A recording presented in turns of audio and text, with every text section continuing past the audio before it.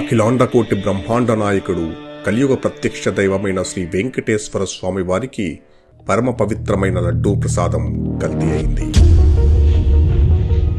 ఆ మహాపాపం ఎలా జరిగిందో తెలియాలంటే కాలంలో వెనక్కి వెళ్లాల్సిందే.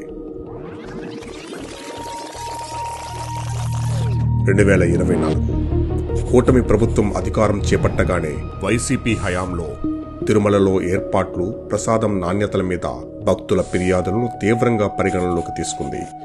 లడ్డూ తయారీకి సప్లై చేసిన నెయ్యి నుండి శాంపిల్స్ తీసుకుని జూలై 2024న ఎన్డీడీబీ ల్యాబ్కి పంపించింది. టెస్ట్ పూర్తయి సెప్టెంబర్లో వచ్చిన ఎన్డీడీబీ రిపోర్ట్లో జంతు కొవ్వు, రసాయనాలు కలిశాయని తెలియడంతో ఆ విషయాన్ని ముఖ్యమంత్రి ప్రజల ముందు పెట్టి విచారణకు ఆదేశించారు. రాష్ట్ర ప్రభుత్వ విచారణ మొదలవ్వగానే వైవి సుబ్బారెడ్డి సుప్రీంకోర్టుని ఆశ్రయించడంతో సుప్రీంకోర్టు ఆధ్వర్యంలో స్పెషల్ సిట్ ఏర్పాటైంది. సుమారు సంవత్సరం తర్వాత 2026 జనవరిలో సిట్ విచారణ పూర్తి చేసి రిపోర్ట్ ని సబ్మిట్ చేసింది. దీని ప్రకారం జగన్మోహన్ రెడ్డి అధికారంలోకి వచ్చిన తర్వాత తన బంధువు వైవి సుబ్బారెడ్డిని టీటీడీ చైర్మన్ గా నియమించారు. ఆయన రాకతో అడ్డదిడ్డంగా టికెట్ రేట్లు పెంచడం, ప్రసాదం నాణ్యత కోల్పోవటం వంటివి మొదలయ్యాయి. సుప్రభాతం 525 ఉంది కదా, 400 800 పెట్టావు కదా, 800 2000 చేయి, 2000 చేయి, 5000 చేయండి. అర్చన ఆల్సో 5000. జనవరి 2020 నెయ్యి సేకరణ నిబంధనలను మార్చివేసి దిక్కు మొక్కు లేని డైరీలకు టీటీడీలోకి రాజమార్గం వేశారు.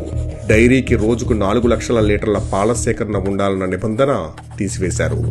డైరీకి కనీసం 3 ఏళ్ల అనుభవాన్ని 1 సంవత్సరానికి తగ్గించారు. 12 టన్నుల వెన్న కెపాసిటీని 4 టన్నులకు తగ్గించారు. 250 కోట్ల టర్నోవర్ను 150 కోట్లకు తగ్గించారు. 2022 అక్టోబర్ మైసూర్ సిఎఫ్టిఆర్ఐ ల్యాబ్ లడ్డూకి వాడే నెయ్యిని పరీక్షించి ఆ నెయ్యి కల్తీ అయిందని రిపోర్ట్ ఇచ్చింది. అయినా సరే ఎటువంటి యాక్షన్ తీసుకోలేదు.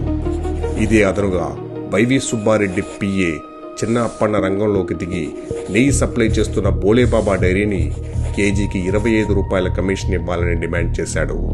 వారు ఒప్పుకోకపోవడంతో బోలేబాబాని బ్లాక్ లిస్ట్ లో పెట్టి కమిషన్ ఇచ్చే డైరీలకు అవకాశం కల్పించారు. దీన్ని బట్టి 2022లోనే కల్తీ జరిగిందని తెలిసినా కమిషన్ల కోసం భక్తుల నమ్మకాలతో ఆడుకున్నారు. ఫైనల్ సెట్ రిపోర్ట్లో లడ్డూలో వాడింది అసలు నెయ్యే కాదని, పూర్తిగా రసాయనాలతో నిండిపోయిందని, ఆ కల్తీ నెయ్యిలో జంతు కొవ్వు అవశేషాలు తక్కువ శాతం కలిశాయని తేల్చి చెప్పింది. ఈ స్కామ్లో ఫోర్జరీ, మనీ లాండరింగ్ జరిగి 250 కోట్ల రూపాయలు చేతులు మారాయని వైవి సుబ్బారెడ్డి పిఏ చిన్న అప్పన్నతో సహా 36 మందిని నిందితులుగా చేర్చింది. రిపోర్టు బయటకు రాగానే పాపానికి ప్రాయశ్చిత్తం చేసుకోకుండా రోజుకో వాదనతో తప్పించుకోవచ్చని వైసీపీ ప్రయత్నాలు మొదలుపెట్టింది. ముందుగా జగన్మోహన్ రెడ్డి నెయ్యి అసలు కల్తీ జరగలేదని, సిట్ క్లీన్ చిట్ ఇచ్చిందని చెప్పారు. కానీ వైవి సుబ్బారెడ్డి మీడియా ముందు కల్తీ చేశామని ఒప్పుకున్నారు. టాపిక్ డైవర్ట్ చేయటానికి అంబటి రాంబాబుతో బూతులు మాట్లాడించారు.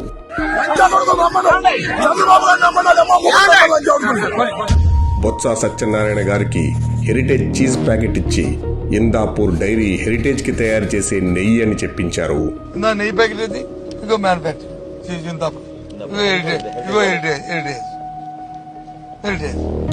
హెరిటేజ్ కల్తీ నెయ్యిని టీటీడీకి సప్లై చేసిందన్నారు.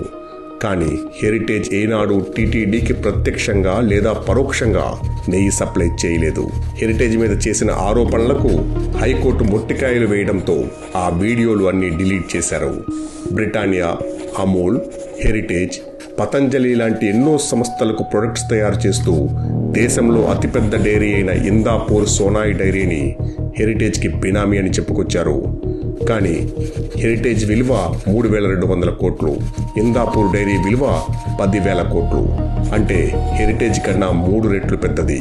హెరిటేజ్ కోసం కొన్ని ప్రొడక్ట్స్ ని ఇందాపూర్ డైరీ తయారు చేస్తుంటే దాన్ని కల్తీ డైరీ అని, బినామీ అని అంటున్నారు. కానీ అదే ఇందాపూర్ డైరీ బ్రిటానియా, పతంజలి, టాటాతో సహా జగన్మోహన్ రెడ్డి రాష్ట్రంలో పాడి రైతుల్ని ఉద్ధరిస్తానని చిత్తూరు డైరీని అమ్మేసి మరీ తీసుకొచ్చిన అమూల్కి కూడా ఇందాపూర్ డైరీ ప్రొడక్ట్స్ తయారు చేస్తోంది. అంటే జగన్మోహన్ రెడ్డి తీసుకొచ్చిన అమూల్ డైరీ కూడా కల్తీ డైరీనేనా? ఇలా కల్తీ నెయ్యి విషయాన్ని పక్కదారి పట్టించడం కోసం, తన పాపాన్ని హెరిటేజ్ డైరీకి అంటించడం కోసం రోజుకో కొత్త కథ చెప్తూ తప్పించుకోవాలని చూస్తోంది వైసీపీ పార్టీ. ఈ కల్తీ నెయ్యి విషయంలో గమనించాల్సిన ఇంకొక విషయం, టాపిక్ డైవర్ట్ చేయటానికి కాపులైన అంబటి రాంబాబుని, సత్యనారాయణను ముందుకు నెట్టిన వైసీపీ పార్టీ వారితో తన అబద్ధాన్ని ప్రచారం చేయిస్తూ, వారిని వ్యతిరేకిస్తే కాపులపై దాడి అంటూ కులాలను ముందుకు తెచ్చి విద్వేషాలను రెచ్చగొట్టి తన పాపాల నుండి తప్పించుకోవాలనుకోవటం అత్యంత దారుణం.